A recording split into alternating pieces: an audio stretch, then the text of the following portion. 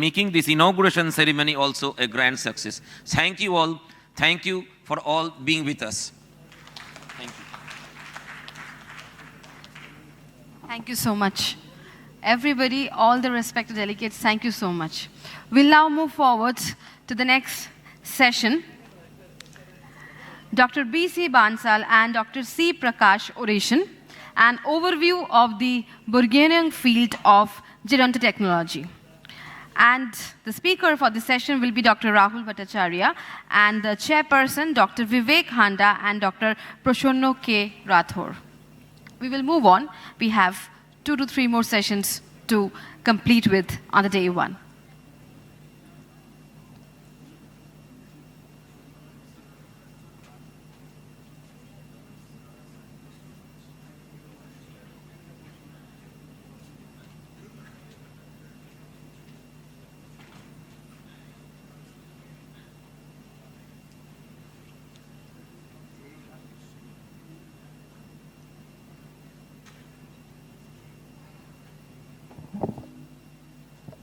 Good evening. I think Dr. Rahul Bhattacharyya needs no introduction. We've all heard him speak. Without further ado, I'll request him to deliver the oration. Thank you. My slides, please.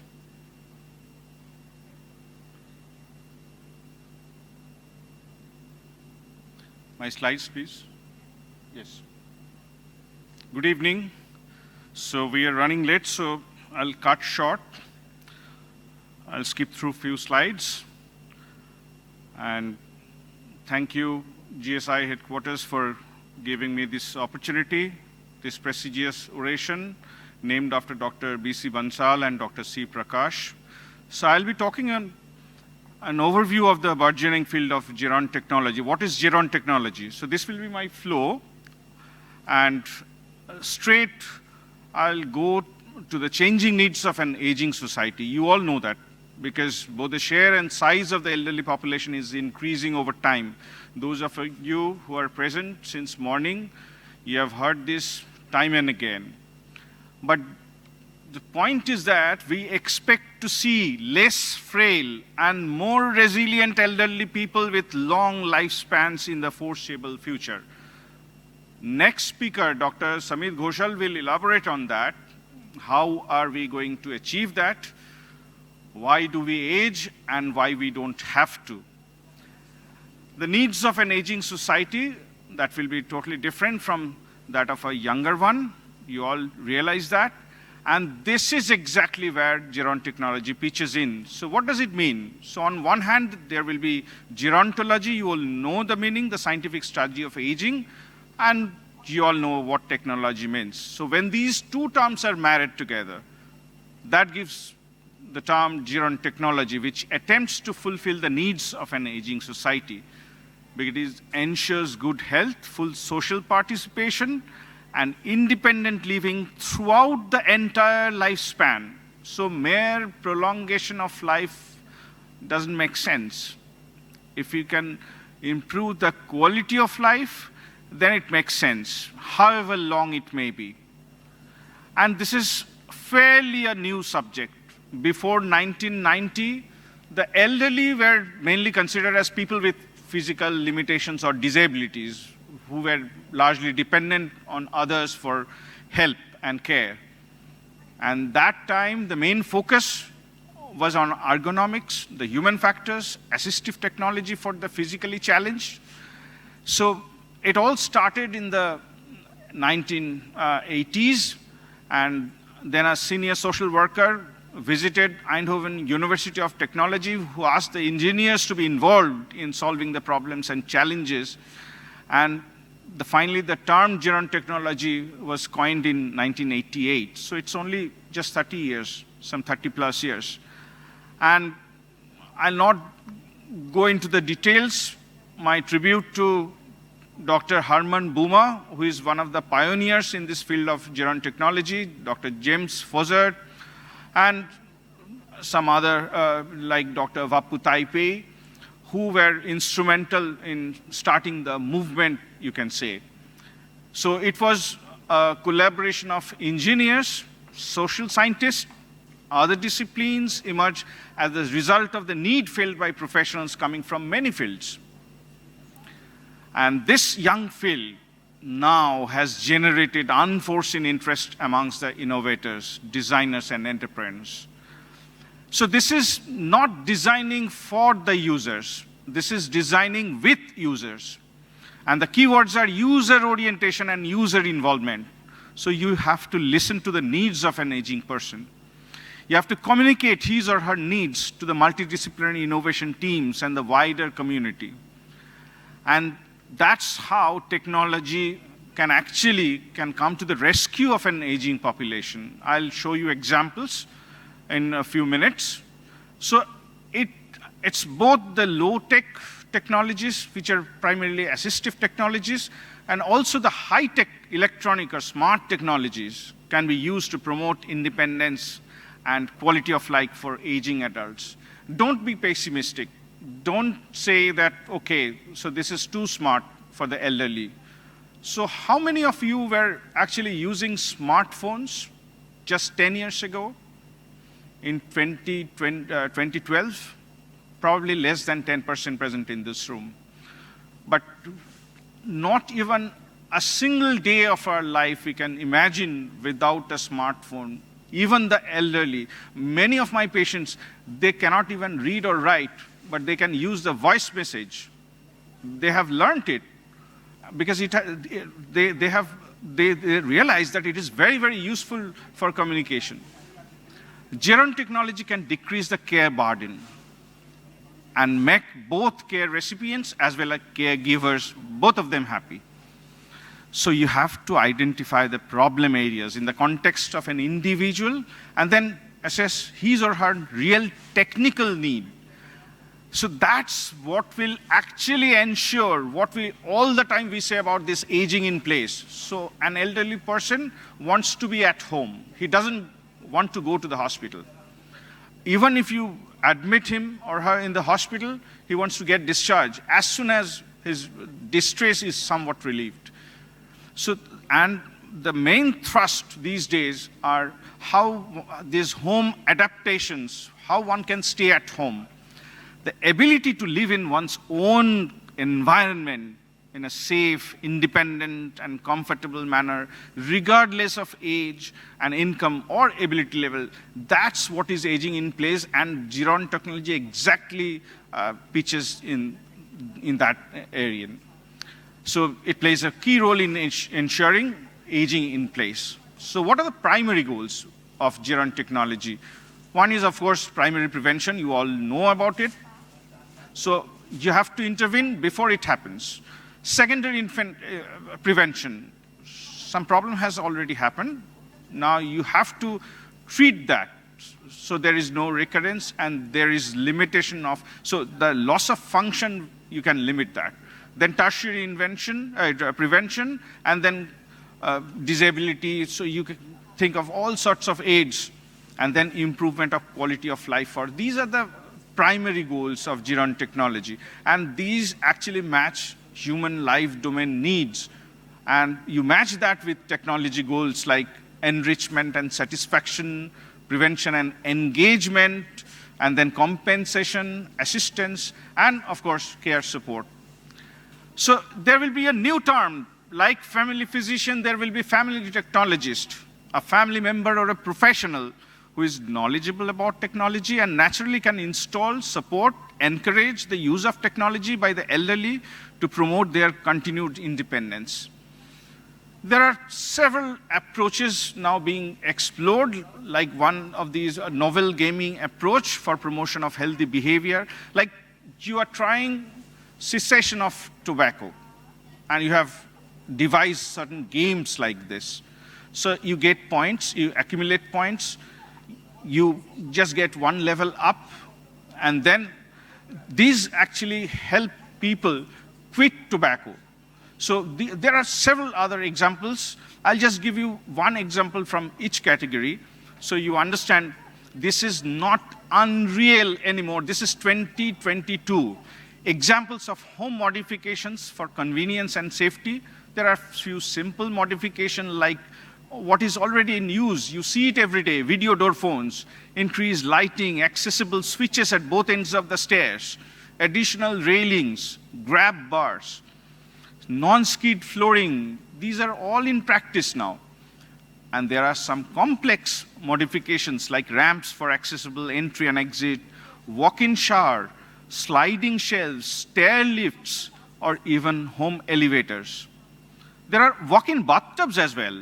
A bathtub with a watertight door that allows the bather to step into the tub over a low threshold to increase safety while getting into the bath.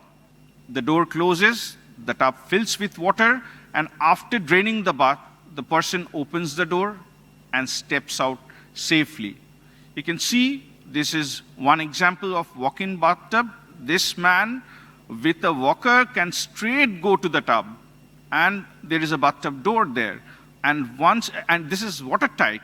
So once he gets in, you just fill the tub with water. And this is stair lifts. You can see, you may tell that, okay, all these pictures are taken from internet. Where do we see these? So I'll show you this photo in the middle.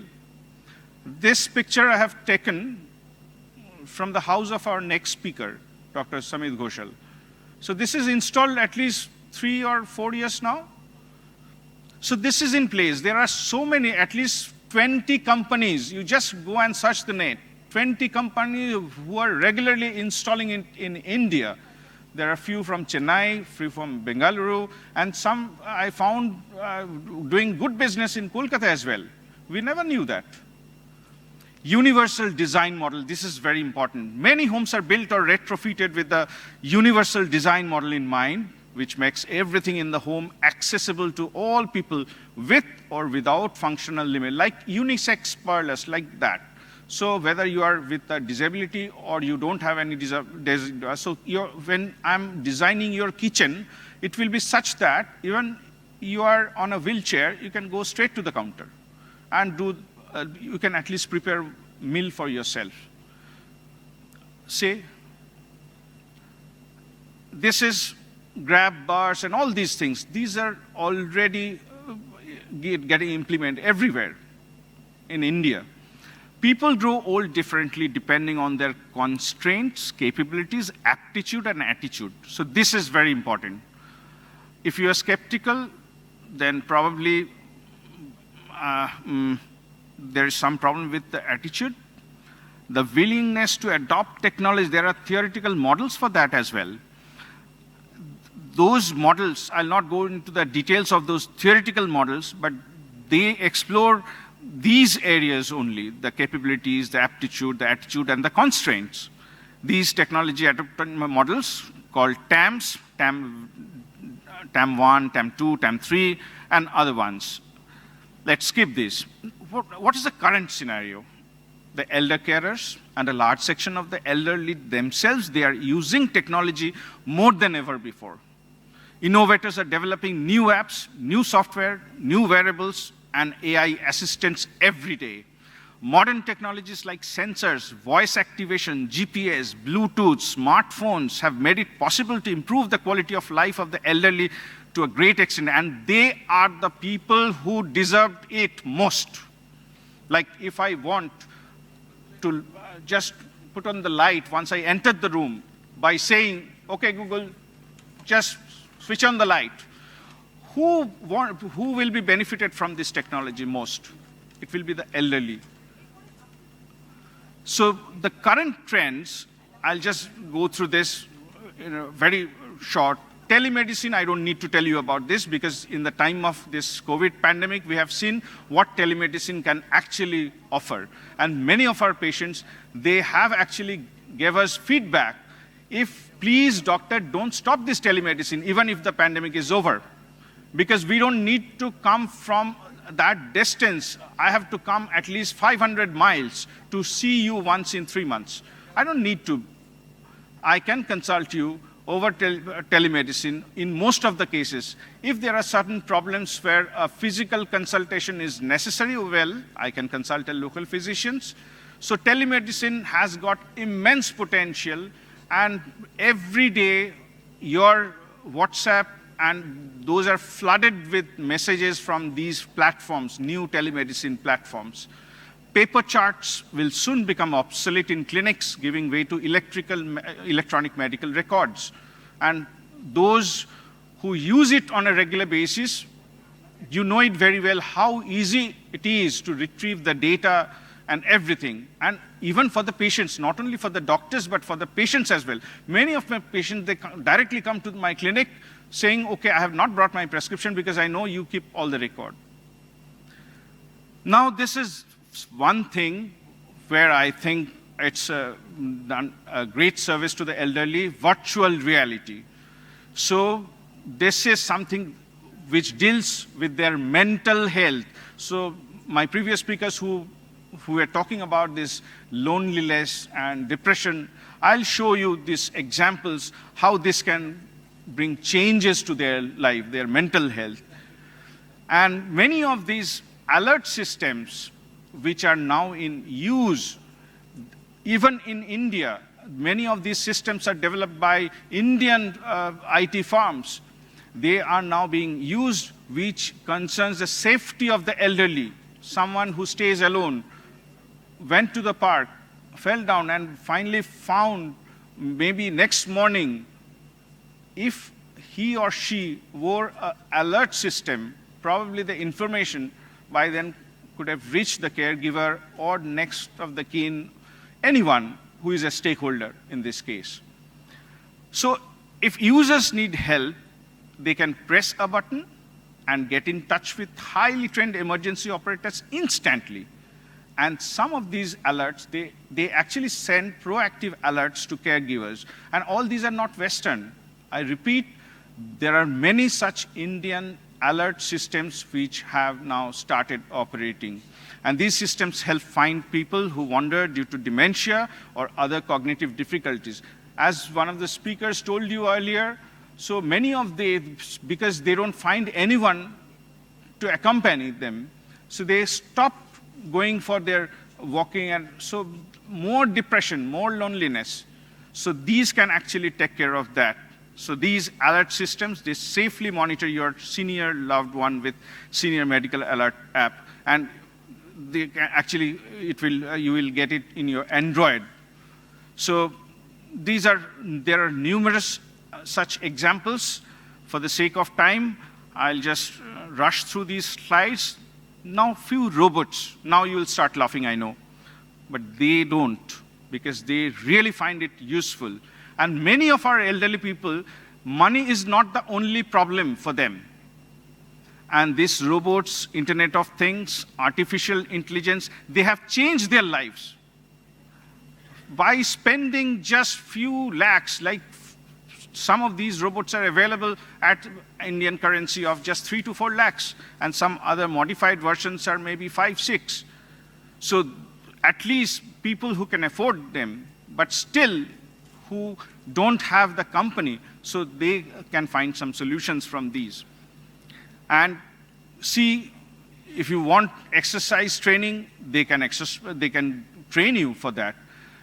This ELIC is a wonderful device who will actually remind you about your medication and everything. So Angel, this is a proactive virtual nurse assistant, which actually has been shown to reduce hospital admissions. And the monitors, they monitor vital signs and mental health on a daily basis using simple questions via telephone calls. And then they inform someone, maybe son or daughter who stays abroad or far away, okay, your mom took her meds by a simple SMS or maybe a call. Your dad didn't sleep well. Your grandma needs medical supplies, like that. World's first AI and voice-enabled virtual nurse assistant, Angel. This is a pet. This is a pet, but there is no risk of infection. It will not bite you, because this is basically AI, and this actually, you can find expression. You wag its tail, and you just cuddle, and it will start wagging its tail. And these two are very famous. One is marketed by Sony, this Aibo, and another is Sparrow. And these are just like real pet dogs. They even expresses emotions by barking and other vocalizations by cuddling its owner, just like real pets. These are the exercise trainers I was talking about. And these are other smart devices like Silver Mother, you see. So there are medication reminders. There are wearables, hexoskins, which will monitor your blood pressure, pulse, all these things, including VO2 max and minute ventilation, all these things. You just need to wear this garment. And this is something, a great discovery, I must say. Someone who is having this peripheral neuropathy has a tendency to fall, but once he wears this thing, the large fiber neuron, just think of it, the feedback which should go to the brain, now your nerve is at fault, so no direct feed goes to the brain. So you cannot take any confident step, so you will fall. But once you wear this, this will send some signal. And brain will start believing, okay, everything is fine, so it will take a confident step. So you don't fall, although you're having that same large fiber neuropathy. So this is very simple, and this can actually change millions of people's life. So it can actually prevent falls. So, and this is something many of you will be actually wearing this maybe within next 5 years. This is Apple Watch, and you can actually diagnose atrial fibrillation, and it will send automatic reminders. So future of your health will be on your wrist. So smart homes, not one or two separate smart devices, but a console which will connect all the smart devices. So, okay, Google, turn on my lights. So those of you who are still not in a mood to believe all these things, probably you are from the Kodak generation who still believed in that silver halide business model, and you, all of you know what happened to Kodak at the end. And the silver lining is that the need for telehealth services or other technology solutions for the elderly will perhaps become stronger in post-COVID-19 era, as the pre-COVID lifestyle and elder care services may never return to normal. And the older adults of the future would be much more tech-savvy. Let's start doing the brain gym exercises and hope for a better and smarter future. Thank you.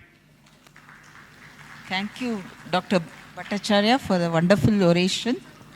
I think there are no questions. Yeah.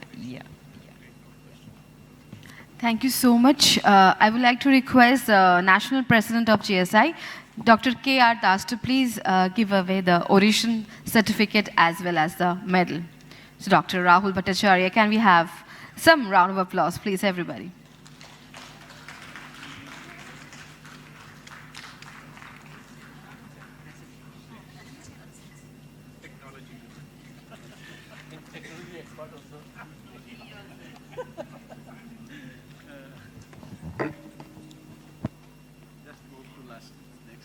We will just wait back for the memento. Sir, please wait back for the memento, please. For each session. Okay, we'll move.